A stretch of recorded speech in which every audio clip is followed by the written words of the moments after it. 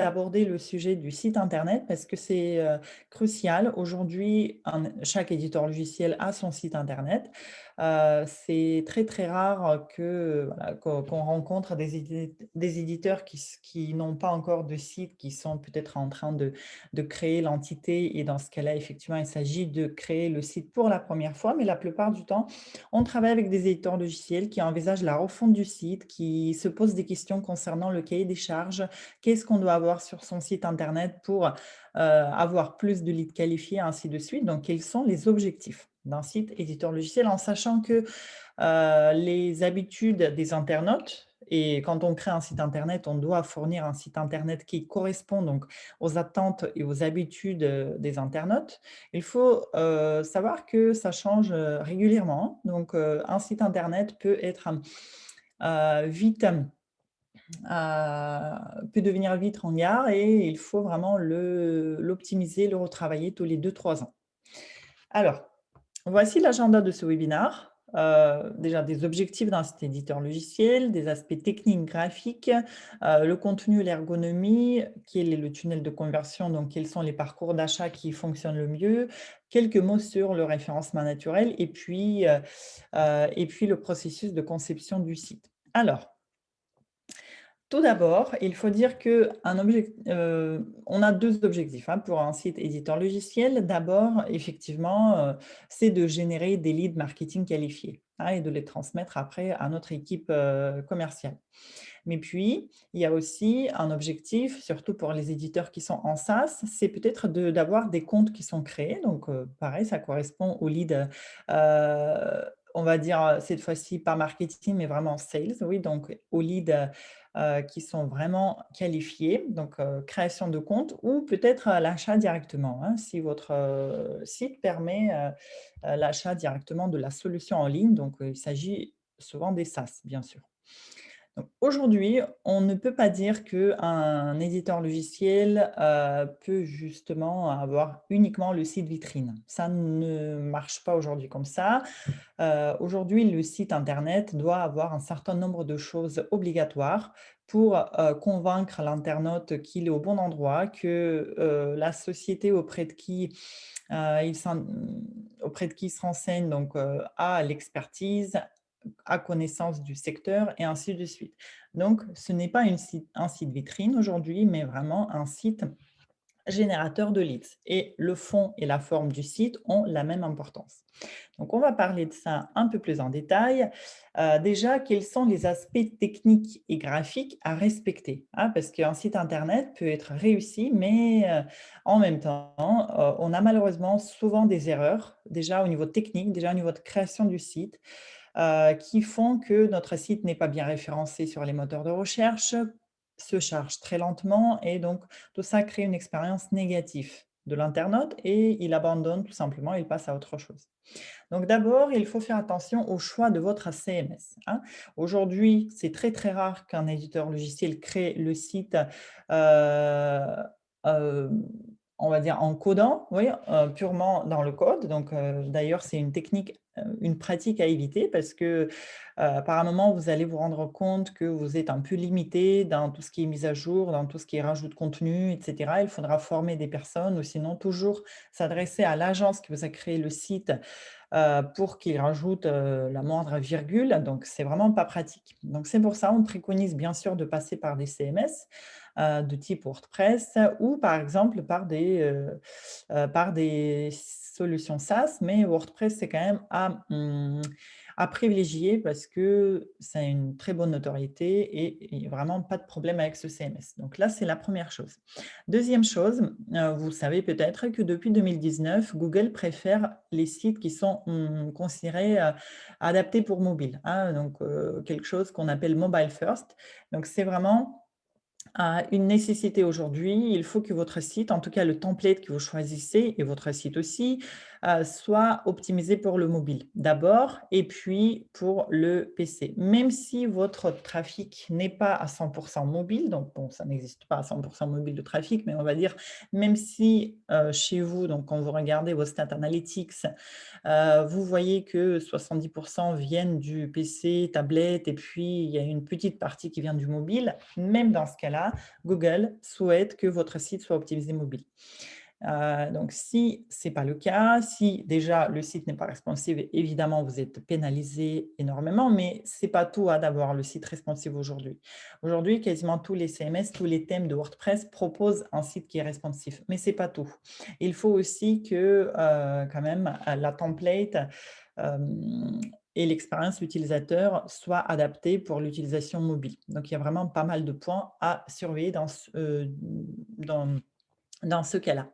Puis, un élément crucial aussi, c'est la sécurité, hein, pour éviter des attaques, pour éviter des pertes de données. Il faut veiller à une sauvegarde régulière, à des mises à jour régulières, des plugins, des thèmes et du WordPress aussi, si vous utilisez ce CMS. Donc, ne pas oublier ça parce que malheureusement, on a des moindres failles de sécurité, par exemple un plugin qui n'est pas mis à jour régulièrement, et ben, ça peut créer une faille de sécurité et votre site peut être attaqué, peut être piraté, ainsi de suite, donc à éviter. Puis les performances, donc effectivement, il faut que vous vérifiez les performances de votre site du point de vue déjà de la vitesse de chargement, hein, pour que la version mobile se charge aussi vite, aussi bien que la version en PC. Donc pour cela, il y a des outils gratuits qui sont proposés notamment par Google même. Il s'agit par exemple de l'outil PageSpeed Insight ou d'autres outils que vous pouvez trouver rapidement sur internet. Donc la performance, ça veut dire quoi? Ça veut dire que ça veut dire la vitesse du chargement, mais aussi ça veut dire, plein d'autres choses qui aident à avoir un site, vraiment performant. Par exemple, la minimisation des ressources, l'utilisation, le moins possible de CSS, JavaScript, et cetera, et cetera. Donc c'est des choses techniques auxquelles il faut faire attention.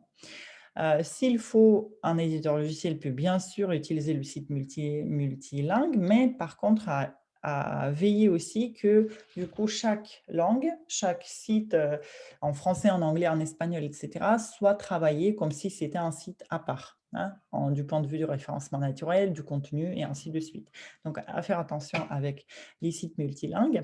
Et puis le site, bien sûr, doit refléter l'identité visuelle de l'entreprise, c'est-à-dire là, quand quand on travaille avec les éditeurs logiciels qui souhaitent, par exemple, refaire leur site, souvent, on commence quand même par poser toutes ces questions nécessaires concernant le positionnement, la proposition de valeur et l'identité visuelle, hein, parce que souvent, l'identité visuelle euh, peut être un peu vieillotte, il faut la revoir, il faut revoir le logo, les codes couleurs, parce qu'encore une fois, tout ça, ça change et il faut rester au goût du jour. Donc l'identité visuelle est super importante aussi pour que votre site soit bien perçu, soit considéré comme un site au goût du jour et ainsi de suite. Donc voici quelques aspects techniques et graphiques à surveiller. Et puis parlons maintenant du contenu, hein, parce que effectivement, le fait que votre site se charge bien, qu'il est joli, et cetera, donc ça ne fait pas tout. Il faut aussi que le contenu, c'est-à-dire le fond du site, soit aussi de qualité. Surtout qu'aujourd'hui, en tout cas depuis août 2022, donc depuis quelques semaines, on parle d'une nouvelle mise à jour de Google qui va concerner justement les contenus. Ah, ça faisait un moment qu'on n'a pas vu de mise à jour de Google, de la part de Google. Aujourd'hui, donc ça arrive, en tout cas, c'est déjà déployé aux États-Unis, ça va venir bientôt en France et c'est ce qu'on appelle, alors je vais vous afficher, voici l'écran, c'est ce qu'on appelle Google's Helpful Content Update. Ça veut dire quoi? Ça veut dire que Google a mis en place un certain nombre d'algorithmes qui vont vérifier que votre site internet comporte du contenu qui est créé pour des personnes, hein, pour vos cibles et pas pour les moteurs de recherche. Et puis aussi, il faut que ce contenu soit créé par des vraies personnes, c'est-à-dire des contenus qui sont le plus réel possible, qui sont, voilà, les plus réels possibles, qui couvrent des problématiques de vos clients et les contenus créés par des outils d'intelligence artificielle peuvent être pénalisés aussi, hein, parce que Google, il est capable de détecter des contenus qui sont créés par des humains et des contenus qui étaient créés par des machines. Donc c'est pour ça. On revient sur ce slide et on va travailler 4 types de contenus sur un site éditeur logiciel. D'abord, on va bien sûr travailler les cibles et les problématiques. Il faut que votre cible se reconnaisse rapidement, vraiment dans les 5-6 premières secondes, à partir du moment de connexion sur votre site. Pourquoi c'est important? Parce que c'est à ce moment-là que l'internaute va prendre la décision s'il continue ou pas la navigation et c'est là que s'il se reconnaît, s'il reconnaît sa problématique, s'il voit que vous parlez le même langage, il y a de fortes chances qu'il va rester sur le site internet. Je ne sais pas si vous utilisez Google Analytics, nouvelle version ou un autre outil d'analyse de statistiques, mais vous avez remarqué qu'il y a des nouvelles mises à jour aussi qui prennent aujourd'hui en compte l'engagement d'un internaute et l'engagement est considéré une visite est considérée engagée à partir de 10 secondes sur une page. Donc, considérez que toutes les pages qui ont plus de 10 secondes de visite, ce sont des pages avec un certain engagement et il faut vraiment travailler le contenu pour qu'il soit bien visible et bien perçu au bout de ces quelques premières secondes. Donc, les cibles et les problématiques, ça veut dire quoi? Ça veut dire qu'on explique tous les problèmes qu'on solutionne avec notre logiciel, avec notre expertise, etc., etc. Surtout, ces contenus sont importants pour les logiciels innovants, hein, parce que là, si vous proposez un logiciel innovant, il vous faut du contenu, d'évangélisation et puis du contenu, qui démontre votre expertise. Donc ça, c'est le premier type de contenu. Deuxième type, ce sont vos offres. Donc là aussi, il faut bien décrire, votre logiciel, vos services, qu'est-ce que vous proposez en partant des bénéfices et en expliquant comment on y parvient en utilisant votre logiciel. Donc les services sont importants encore une fois pour les logiciels à proposition de valeur large, hein, parce qu'effectivement, quand on a une proposition de valeur large, on a un peu du mal à bien détecter, une cible et bien précise et souvent, c'est par le service qu'on va communiquer, c'est par le service qu'on va démontrer notre valeur ajoutée. Puis le contenu est important aussi pour démontrer, encore une fois, qui est derrière cette, solution que vous développez. Donc c'est-à-dire mettre en avant l'entreprise et l'équipe. Donc là, il faut expliquer ce qui vous rend légitime sur ce marché, votre histoire, surtout si vous êtes un éditeur logiciel historique qui a plus de 15, 20, 30 ans. Comment est-ce que vous arrivez aujourd'hui à donc digitaliser et puis à passer ce cap numérique, votre histoire, vos partenariats, tout un tas de choses qui peuvent mettre en avant votre société. Encore une fois, je reviens au stade analytics, mais si vous avez fait attention, vous avez certainement remarqué que les pages entreprises, équipe, qui sommes-nous, recrutement, ce sont les pages les plus visitées, c'est-à-dire souvent dans le top 10 des meilleures pages. Donc c'est pour ça, encore une fois, faites attention à ce contenu et puis les contenus marketing. Donc là, encore une fois, j'appuie sur cette update de Google qui va vérifier si votre contenu est adapté vraiment pour l'internaute et pas uniquement pour les moteurs de recherche. Donc là, on va faire attention à tout ce qu'on propose au niveau du blog, les webinaires qu'on fait, livre blanc, qui a client, qui a d'usage, donc c'est-à-dire tous les contenus premium et freemium que vous proposez sur votre site, à veiller à ce que ça soit quand même que ça travaille vraiment la problématique client. Après, regardons maintenant quelques parcours, de navigation, quelques chemins de navigation et les appels à l'action qui peuvent aussi nous aider, pour que l'internaute convertisse mieux, pour qu'il trouve plus rapidement les pages qu'il recherche. En fait, on va avoir du trafic grâce à un certain nombre de choses qu'on aura mis en place, grâce aux différentes actions marketing, par exemple, le travail du référencement naturel, heu les campagnes email, les médias sociaux, LinkedIn Ads et ainsi de suite. Tout ce trafic, peut amener vers les pages qui, parlent des cibles, des problématiques et puis, qui peuvent aussi amener vers les contenus marketing, notamment si vous travaillez correctement votre référencement naturel ou si à chaque fois que vous avez publié un article de blog, vous le mettez en avant sur vos médias sociaux. Donc là, ce trafic peut après, à partir du moment où le trafic visite cette page, peut après être incité à voir vos offres. Oui, donc c'est-à-dire il faut faire les liens entre les pages, diriger vers les offres ou à partir des pages qui couvrent, les problématiques, vous dirigez vers le contenu marketing et de ces pages-là, vous dirigez vers des offres encore une fois ou vers entreprises et ainsi de suite. En fait, vous pouvez effectivement avoir beaucoup de parcours. Le principal ici, c'est de correctement mesurer tous ces parcours de navigation grâce à des outils, analytics, hein, que ce soit Analytics, Google Analytics ou Matomo ou une autre solution. Parce que encore une fois, aujourd'hui, l'utilisation de Google Analytics est un peu compliquée, hein, du point de vue, de la RGPD, de la CNIL. Donc, si vous êtes sur d'autres solutions, c'est pas grave. Toutes les solutions d'analyse de données, d'analyse de parcours de navigation permettent donc de détecter quels sont les parcours les plus réussis et donc c'est à ce moment-là qu'on va les scaler, le faire en sorte que on a plus de trafic qui va parcourir un chemin, qui est réussi. Heu, Si vous lancez des campagnes Google Ads, donc là, vous pouvez avoir du trafic qui arrive tout de suite vers des pages d'offres, donc c'est-à-dire vous allez préparer des pages d'atterrissage, des landing pages avec, les contenus précis sur une offre et là aussi, donc à partir de cette offre, soit l'internaute a la possibilité de tout de suite solliciter, par exemple, votre manager ou solliciter un commercial pour en savoir plus, ou il peut aller vers la page entreprise et ainsi de suite. Donc, encore une fois, les parcours sont nombreux. Le principal, c'est de surveiller lequel des parcours marche mieux et de faire en sorte de mettre les actions pour, améliorer encore une fois ces parcours.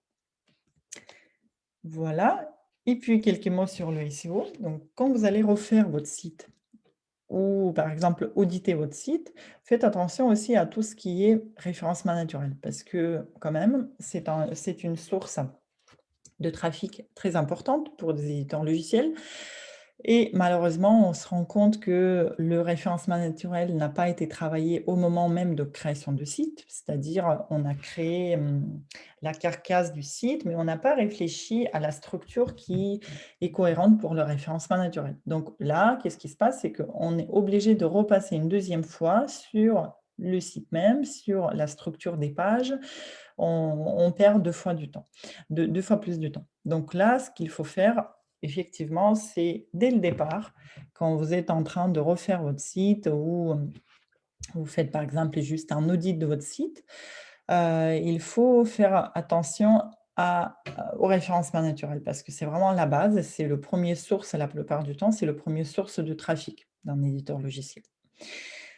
Et ça se travaille un peu tout seul, si je peux le dire, parce que vous allez quand même toujours créer du contenu pertinent et ainsi de suite. Donc, que vous le voulez ou pas, mais le référencement naturel se travaille, même si vous ne faites pas d'efforts particuliers. Donc, autant le faire, correctement et avoir une structure de site correcte aussi pour éviter des pénalisations.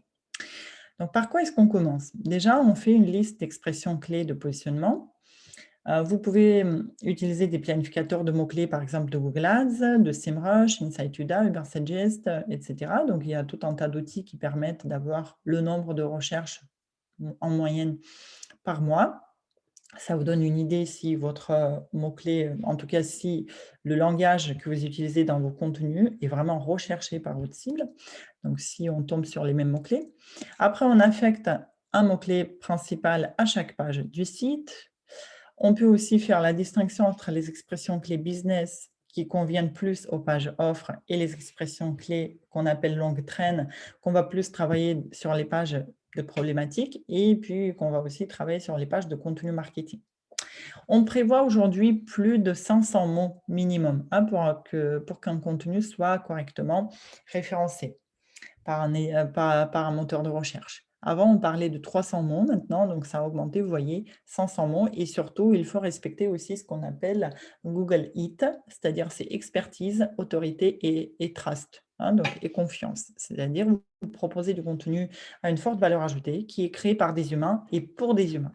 Encore une fois, je vous rappelle qu'il y a cette mise à jour qui arrive, oui, donc c'est vraiment récent, et qui va aussi surveiller si vous respectez Google It. Hein, encore une fois, expertise, autorité et trace, donc confiance. Si vous proposez des contenus qui répondent à cette règle, normalement, il n'y a rien à craindre. Par contre, si vous savez que sur votre site, vous avez des contenus qui sont de faible valeur ajoutée, qui font plutôt du blabla ou qui étaient peut-être copiés-collés d'ailleurs ou autre chose, donc là, effectivement, à éviter et même à supprimer. Hein. Si vous ne souhaitez pas avoir des problèmes avec cette nouvelle update, il vaut mieux supprimer ces contenus ou les retravailler et les rendre vraiment réellement des contenus à une valeur ajoutée. Alors, référencer le site aussi sur Search Console, sur Google Search Console ou sur une Search Console d'un autre moteur de recherche, si vous travaillez par exemple aussi pour Bing et autres moteurs de recherche. Et puis, vous pouvez aussi suivre bien sûr vos positions du référencement naturel avec des outils tels que Monitorank, MyPoseo, etc. Donc, voici une petite capture de Monitorank qui vous permet d'avoir la position actuelle de votre site de page par page. Par exemple, je vois que sur le mot-clé indicateur DSN, je suis la première et ainsi de suite. Donc ça, c'est des outils qui ne coûtent pas très cher, notamment Monitorank, mais qui vous donnent vraiment une bonne idée sur votre position actuelle. Voilà par rapport à des points clés qu'il faut aborder quand on souhaite refaire ou concevoir son site internet. Donc voici encore une fois les étapes hein, pour récapituler. D'abord, bien sûr, si vous souhaitez refaire votre site, ou si c'est vraiment la première conception dans le cas où vous venez d'avoir une idée d'un logiciel et vous souhaitez devenir éditeur logiciel, donc là, c'est bien sûr la rédaction du cahier des charges avec spécifications techniques, graphiques, d'organisation et de contenu.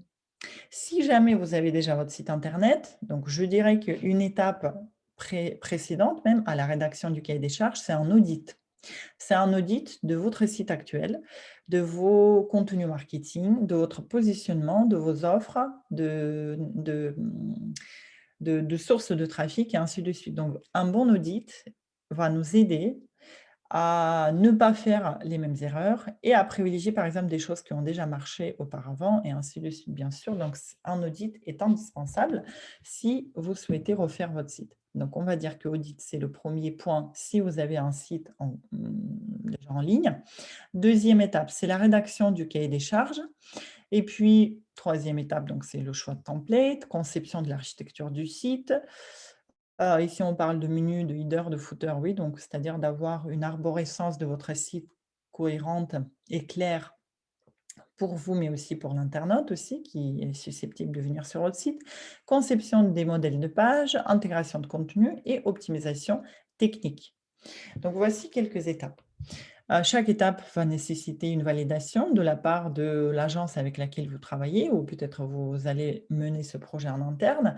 Mais effectivement, donc, la rédaction du cahier des charges et l'audit au préalable sont vraiment les points qui vont vous aider à bien réussir votre site internet. Et quand vous avez reçu l'invitation à ce webinaire, je vous ai parlé de 2 choses qu'on vous a préparées. Donc la première chose, vous allez recevoir par email un modèle de cahier des charges à compléter. C'est-à-dire là, on a élaboré un cahier des charges qui peut être adapté pour un éditeur logiciel. Donc, il vous faut le compléter et puis le fournir à une agence que vous avez sélectionnée pour travailler le site internet et ainsi de suite. Et puis, deuxième chose qu'on vous a préparée aussi, c'est une offre d'audit. Par contre, c'est une offre limitée parce qu'on ne pourra pas faire des audits approfondis pour tout le monde. Mais en tout cas, on propose un audit de votre site internet offert qui va comporter pas uniquement l'aspect graphique du site, mais surtout le positionnement. Parce que la plupart du temps, là où ça pêche et là où on commence à avoir des problèmes, c'est au niveau du positionnement, proposition de valeur, etc. Parce que quand le positionnement est mal fait, est mal réfléchi, mal compris, là, le site internet aussi ne reflète pas ou reflète mal tout le reste. Donc, voici quelques points abordés. d'abord le positionnement et votre offre.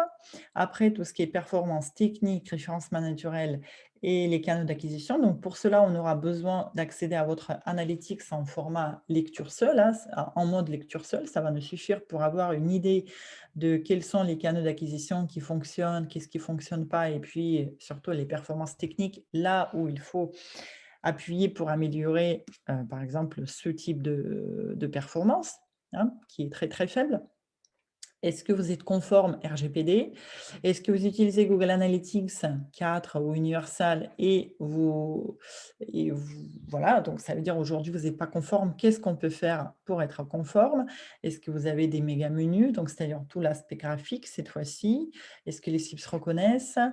Les appels à l'action, la page entreprise et ainsi de suite. Voilà donc ces quelques points qu'on va auditer en vraiment en profondeur. Donc, si vous êtes intéressé par cette offre, n'hésitez pas à remplir ce formulaire directement sur la page que je vais vous envoyer aussi dans le mail récapitulatif tout à l'heure, ou de prendre tout de suite directement le rendez-vous avec moi et mes collègues spécialistes donc, de positionnement et de marketing opérationnel pour qu'on puisse fixer ensemble les points qui sont nécessaires pour auditer. Maintenant, je passe à vos questions. Donc, dites-moi, est-ce que vous avez des questions? Est-ce que le webinaire était clair? Alors, le replay, il y aura, oui, c'est bon, oui. Il y a une question de la part d'Olivier. Y aura-t-il un replay? Oui, donc j'enregistre le webinaire et je vous enverrai aussi le replay sur YouTube aujourd'hui ou demain. Alors, dites-moi, est-ce que vous avez d'autres questions?